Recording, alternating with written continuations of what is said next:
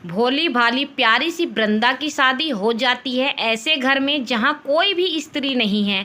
वृंदा जिसे घर के कोई काम ठीक से करने नहीं आते, कैसे संभालेगी यह मर्दों से भरे इस घर को। पढ़िए सारी प्यारी सी कहानी। वृंदा बारात जैसे ही दुल्हन को लेकर घर के दरवाजे पर पहुंची तो वहां चहल पहल बढ़ गई।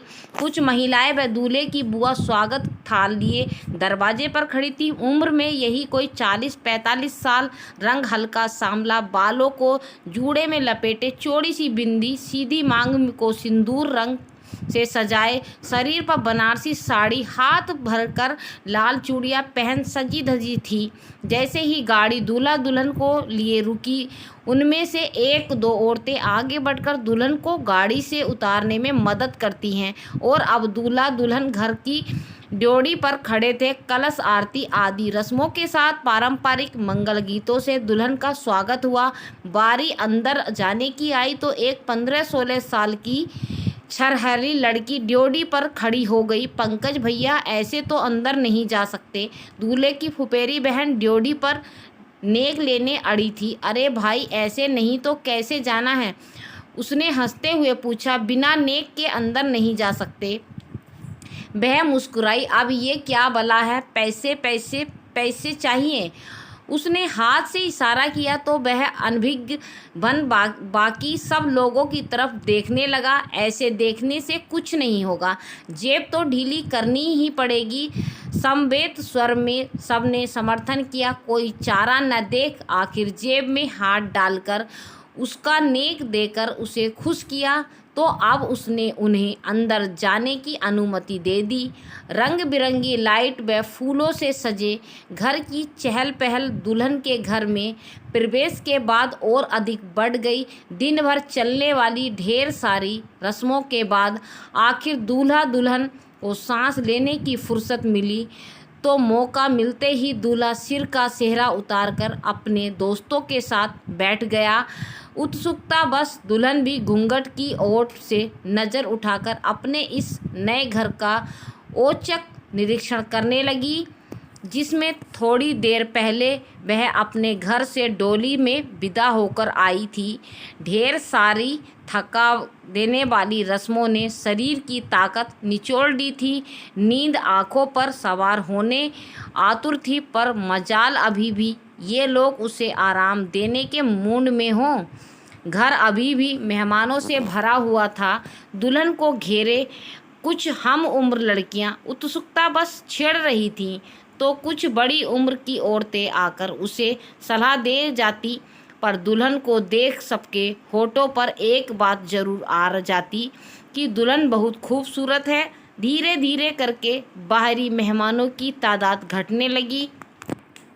लोग अपने अपने घर को लौट गए तो अब घर के सदस्य और कुछ नाते रिश्तेदार ही शेष बचे थे। उमा भाभी को उसके कमरे तक छोड़ बुआ ने उमा को दुल्हन को अंदर ले जाने को कहा तो थकान से बोझिल चेहरे पर आशा का नव संचार हुआ, सोचकर कि अब वह आराम से बैठ पाएगी।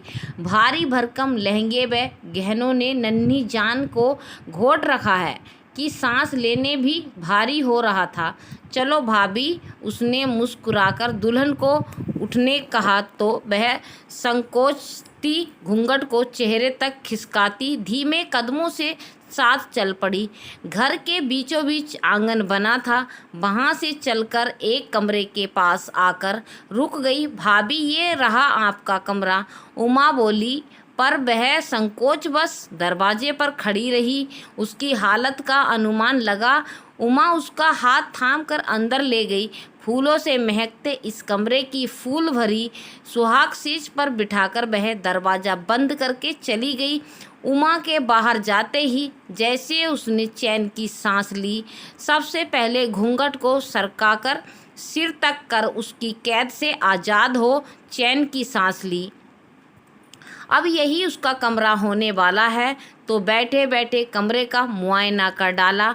एक किनारे पर लोहे की बनी अलमारी थी, एक ड्रेसिंग टेबल व दीवार पर एक खूबसूरत पेंटिंग। कमरा साधारण जरूर था, पर वृंदा की खूबसूरती ने उसे असाधारण बना दिया था। सुहाग की सेज पर बैठी उसके चांद से दमकते चेहरे व तीखे नैन नक्श किसी का भी मन मोह लेने में सक्षम है। उसकी बड़ी बड़ी सागर सी आँखों में सुहाने सपने व मन में जिम्मेदारी का डर है। इस सबसे इतर मन के कोने में उत्सुकता पंकज के आने की हो रही थी। तब वह घर से वृंदा विदा हो गई। गाड़ी में बैठी तो रोना बंद नहीं हो रहा था। पंकज जी ने उसका हाथ पकड़कर हल्का सा दबाकर सांत्वना दी तो जिस्म से सरहन दौड़ गई थी। वह अभी भी बरकरार थी। जैसे जैसे समय बीतता हो रहा था, दिल की धड़कनों ने भी रफ्तार पकड़ ली। धड़कनें बड़ी तो हैं, पर सबसे बड़ा यक्ष प्रश्न कि क्या वह इस घर में निभा कर पाएगी, इनकी अपेक्षाओं पर खरा उतर पाएगी, क्या स्वयं खुश रह पाएगी। यह सामान्य प्रश्न है जो हर नई दुल्हन के मन में उठता है, परंतु वृंदा के मन में डर कुछ अधिक है। वजह घर में वह अकेली स्त्री होने वाली है, क्योंकि यहाँ कोई स्त्री नहीं है। घर बिना सास का है, जो इतना ही नहीं, ननंद ना जेठानी, रिश्ते में सबसे बड़ी बहू है। पिता व 3 भाई हैं, सबसे बड़ी बहू वही है। 2 भाई छोटे हैं जिनकी जिम्मेदारी भी उस पर आने वाली है। जब रिश्ता आया था तो परिवार के सभी सदस्यों, माँ, चाचा, ताऊ, भाइयों, लगभग सभी के रिश्ते के लिए हामी भरने से इनकार कर दिया था कि ऐसे घर में कैसे ब्याह दें जहाँ कोई औरत नहीं, सास बिना घर जैसे, माँ बिना परिवार। पंकज पिता व उसके पिता आपस में दोस्त हैं, जिसे रिश्तेदारी में बदलने की ठानी और उसका रिश्ता बिना उसकी मर्जी जाने तय कर दिया गया। उसकी मर्जी जानने में उसके संयुक्त परिवार के सभी सदस्य ने अधिक उत्सुकता भी नहीं दिखाई। औपचारिकता के लिए पंकज ने अपने पिता के साथ आया था, जिसे वृंदा ने एक बार नज़र उठाकर भी नहीं देखा, तो कैसे बता सकती है कि वह उसे कैसा लगा। घर वालों के लिए इतना जानना है ही काफ़ी था कि गांव में अपने गुजारे लायक ज़मीन है और लड़का शहर में अच्छी कंपनी में जॉब करता है। शादी हो गई है और बाली उम्र के कच्चे कंधों पर भारी जिम्मेदारी दी जा रही थी, बिना ये सोचे कि क्या वह यहाँ सामंजस्य बिठा पाएगी। अपनी नव जीवन में इन जिम्मेदारियों को निभाते हुए वह खुश रह पाएगी या नहीं, उसके कमज़ोर कंधों ने जवाब दे जाएंगे। खटक दरवाजे पर हुई यह आहट अभी सबसे अधिक हैरत गेज बन गई है। सिर का घूंघट चेहरे तक खींचकर चांद बालों में छिपा लिया, ताकि दूल्हे राजा आसानी से चेहरा न देख पाए। मन की घबराहट भी अचानक से 100 गुना बढ़ गई तो शर्माती ठहरी बन सिमट गई।